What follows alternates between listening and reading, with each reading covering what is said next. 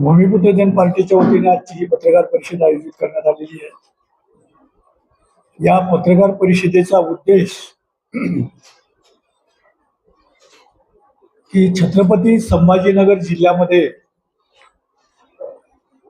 गेल्या अनेक वर्षापासून जेव्हापासून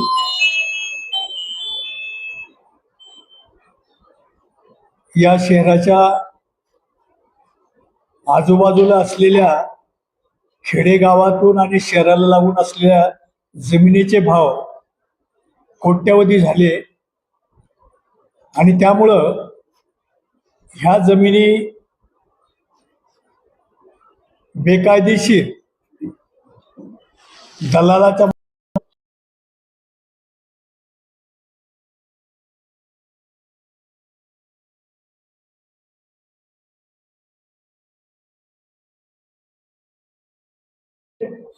भूमिपुत्र जन पार्टीच्या लक्षात आल्यानंतर पहिलं निवेदन 21/12/2023 रोजी माननीय जिल्हाधिकारी यांना निवेदन देऊन जिल्ह्यामध्ये जे काही बेकायदेशीर आणि बोगस कागदपत्राच्या आधारे जे काही जमिनीचे व्यवहार होत आहेत त्यावर प्रतिबंध घालावा, चौकशी करून त्यांच्यावर गुन्हे दाखल करण्यात यावे। परंतु माननीय जिल्हाधिकारी कार्यालय आणि एकूणच महसूल विभाग यांनी त्याकडे दुर्लक्ष केलं। आम्ही सातत्याने 6-7 वेळेस निवेदने दिली, परंतु त्यात कुठलाच फरक पडला नाही। शेवटी 4/2/2026 रोजी पूर्ण कागदपत्र आणि पुराव्यासह माननीय जिल्हाधिकारी यांना भेट देऊन निवेदन दिलं आणि त्यामध्ये आम्ही स्पष्ट सांगितलं की सध्या आबजी मंडी सारखे प्रकरण, बीजवाडी सारखे प्रकरण हे बोगस कागदपत्राच्या आधारे झालेले आहेत। त्यामुळे आपण थोडं जागृत राहून आपल्या महसूल विभागाच्या कर्मचाऱ्याच्या मार्फत याची चौकशी व्हावी आणि कुठेतरी याला प्रतिबंध घालण्यात यावा।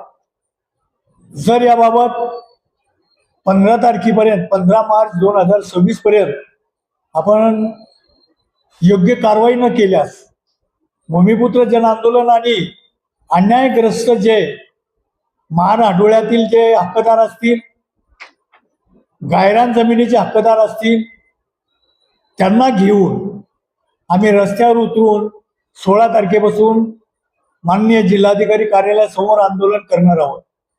हा शासनातर्फे राबवला जाणारा प्रोजेक्ट आहे आणि या सौर ऊर्जामध्ये जर मराठवाड्यातील सुशिक्षित बेरोजगार जे आज नोकरीसाठी वणवण करतायत त्यांना जर रोजगार दिला, तुम्ही रोजगारासाठीच करता हे आपल्या जाहिरातीवरून लक्षात आलं। त्यापेक्षा या सुशिक्षित बेरोजगारांना जर तुम्ही छोटा मोठा स्मॉल स्केल इंडस्ट्रीज काढून दिला तर त्याचं कुटुंब त्यावर पोसलं जाईल आणि तो देखील एक समाधानी होईल। पण दिवसेंदिवस विजेची मागणी वाढते, पुरवठा आणि मागणी यामध्ये मोठा तफावत आहे। निर्मिती आपल्याकडे होत नाही, सौर ऊर्जेमुळे आपण विजेसाठी आत्मनिर्भर होऊ नाही। आता सौर ऊर्जाच्या बाबतीतही अलीकडे तुम्ही पाहिलं असेल, शासनाने 10 वेटचे परवानग्या दिल्या होत्या, परंतु जेव्हा लोकांची मागणी आणि बिलामध्ये तफावत आली त्यांनी त्यांच्यामध्ये बदल केलेला आहे। हे आपण वाचलं असेल पेपर। 3 वॅटच्या पुढे जाणार नाही अशा पद्धतीने दिलेले शब्द जर शासन बदलत असेल आणि उद्या त्याचा फायदा इथल्या स्थानिकांना जर होत नसेल तर सौर ऊर्जेला आम्ही विरोध का करू नये असं वाटतंय का? सौर ऊर्जेच्या आडून या जमिनी धंद्याचे निश्चितच आहे, निश्चितच आहे। जेव्हा अदानी आणि अंबानीला 1 रुपयाप्रमाणे जर जमिनी दिल्या जात असतील तर ह्या सुद्धा शासन ताब्यात घेऊन इथल्या धनधान्यांनाच देणार आहेत ही आमची खात्री झाली।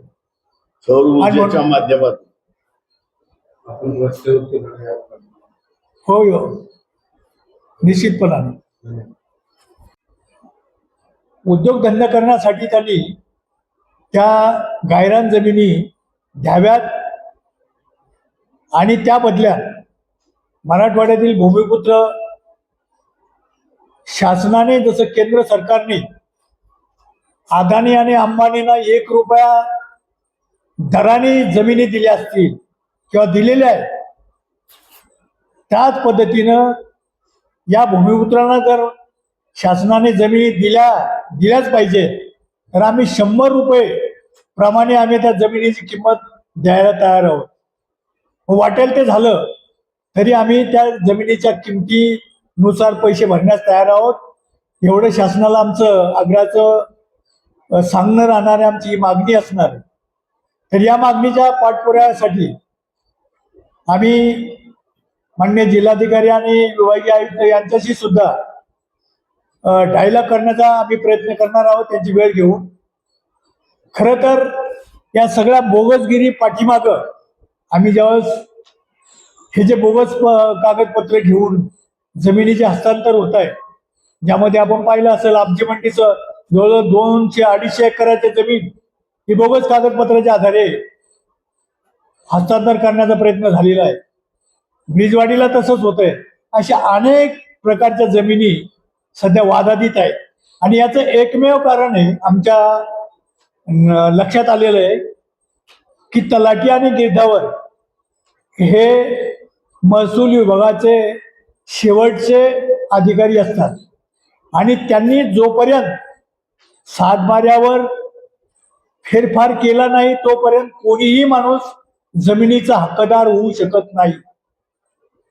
आणि मग हेच तलाठी आणि मंडल निरीक्षक मोठ्या प्रमाणात लाच घेऊन सातबाऱ्यावर जेव्हा त्याची नोंद करतात, तेव्हा मात्र दलाल आणि भूमाफिया हे शिरजोर होतात आणि शासनाला आणि जनतेला आव्हान करतात की या जमिनीचे मालक आम्ही आहोत.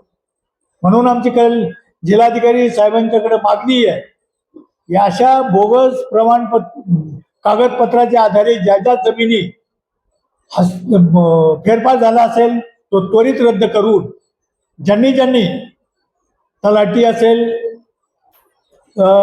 मंडल निरीक्षक असेल, यांना बडतर्फ करण्याची कारवाई जर केली तर मला असं वाटतं की हे जे काही बोगस प्रकरण आहे याला कुठतरी आळा बसेल अशी आमची खात्री आहे. सौर ऊर्जा प्रकल्प